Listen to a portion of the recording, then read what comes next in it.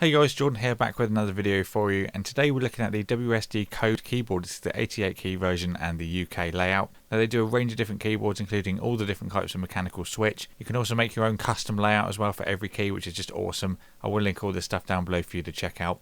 But this is the UK version with the Cherry MX clear keys. I will run through all the different ones you can get in a moment. And this one actually has a white backlight as well, which is adjustable to 7 different levels. And it also helps if you like to work late at night like me. They do a wide range of different keyboard layouts as well. You can also have a number pad if you wish. They do a massive different range as well, and there's so many customizable features, and you can basically make your own perfect keyboard. You can also make it with blank keys, for example, or just have the media keys printed. All down to you. So yeah, all the links for that will be down below for you to check out in a bit more detail. So the 88 key we've got here is the UK version with the clear keys. Now WASD also do a switch tester as well, so you can find your own personal preference. Now there's a massive range between the 6 different types. The most popular are the reds, blues and the browns. But clear is one that I haven't seen very much of, but I definitely wanted to try out. Now the clear key actuation is right at the top, so this allows you to type really fast. It's definitely improved my typing speeds from what I was previously using, which was reds. And also the added bonus of not having a click as well is always nice. Now Cherry keys also have a 50 million press cycle as well, which is just ridiculous. Now let's go through the accessories you get included with this. You do get a key puller, which will allow you to take off the keys and obviously add on new ones if you wish. This one's the LED backlit edition, so you probably wouldn't change it around too much. But if, like I said, you can go on there and do one of the custom ones. You can always add in some other keycaps at a later date, and that's perfect for taking those off. You do get a USB to a PS2 adapter, which will enable the full N key rollover. You do get a 6 N key rollover if you use it standard with the USB.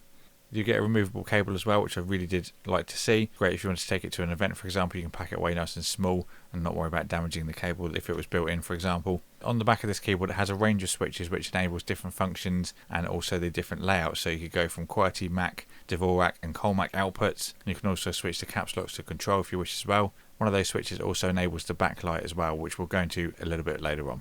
Now this keyboard's got a very nice compact design. Not having the keypad is something that I've had to adjust to, but I've not really missed it at all. It's got a nice weight to it as well. It weighs 907 grams, which is 2 pounds, and there's hardly any bend in it at all. It's built very nicely. You may notice a few different features on this as well, which will differentiate between your normal keyboards. One example is that this doesn't have an actual printed logo for either Windows or Mac, so it obviously allows you to switch between the two.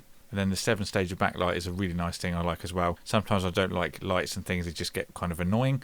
So one thing you can do is just press function and then F12 to turn those off completely. You do have to enable switch 6 on the back and then take out the USB and plug it back in to enable that to begin with. And once you've done it, it works from there on out. If you want to use this keyboard for gaming, you can also make the Windows key lockable, so you can turn that on and off with scroll look, which will obviously stop the Windows pop-up from coming up, which can sometimes minimise your game halfway through a match, which is obviously quite annoying. So that kills that feature. Now the caps lock and scroll lock also have a very small LED, which is nice. I do like the fact that it's very subtle and it doesn't kind of glow, have a massive glow like some keyboards as well. It's just a nice little simple design that shows and makes it a lot more elegant. So on the right hand side of the keyboard you've got your media controls. You've got access to play and pause, stop, volume up and down, previous and next track, and also the mute in the right hand corner. All of these are accessed after pressing the function key. It's kind of a confirmation on what you want to do with the music rather than just kind of randomly pressing it by accident, which I've found on other keyboards before.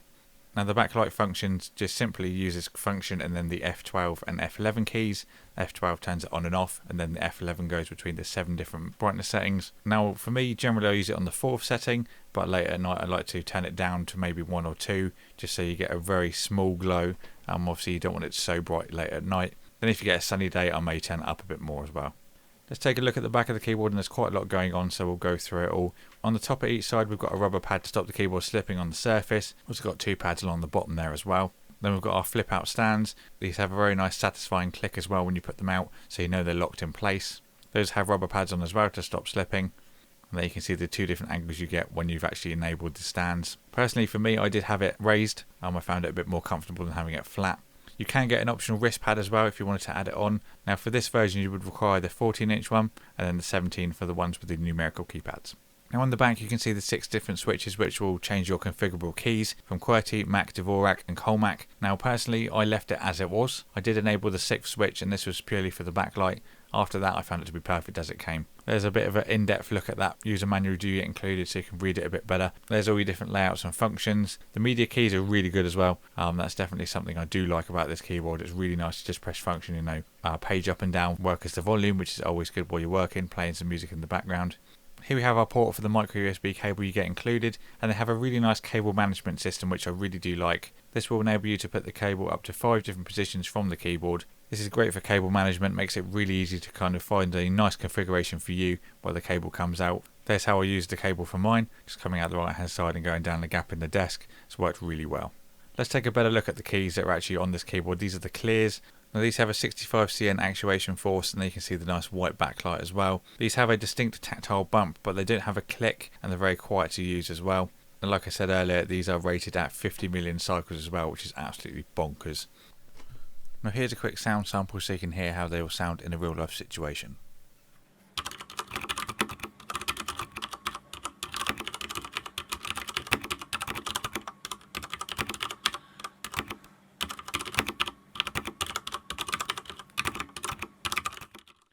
So you can see the actuation right at the very top, and then you do have a bit of travel to actually bottom the key out, but I found myself actually typing a lot lighter than I used to with this keyboard, and it's just been an absolute pleasure to use. My typing speed has improved to like tenfold as well, going from a red keyboard because of that actuation at the top. Makes things a lot quicker, and it's been really nice to kind of type emails and things out with. But this is an absolute solid keyboard.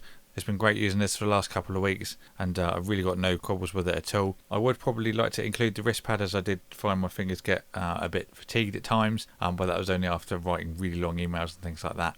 If you want to upgrade your keyboard from what you're currently using, and you want to maybe add a custom element to that as well with all the different kind of keys, then check out the link down in the description box below. But a big thank you for WASD Keys for sending this out for me to review, and I'll see you all in the next one.